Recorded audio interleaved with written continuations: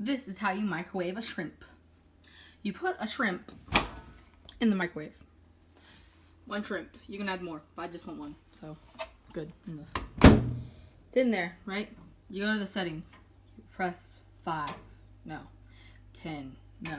Yeah, 5. Why not? Start. And then you just watch it cook. Go around and around, little buddy.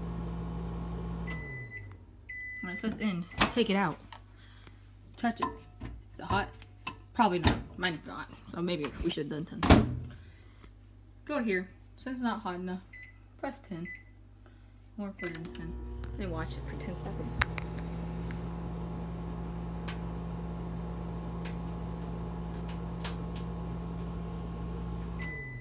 It says end. Open it.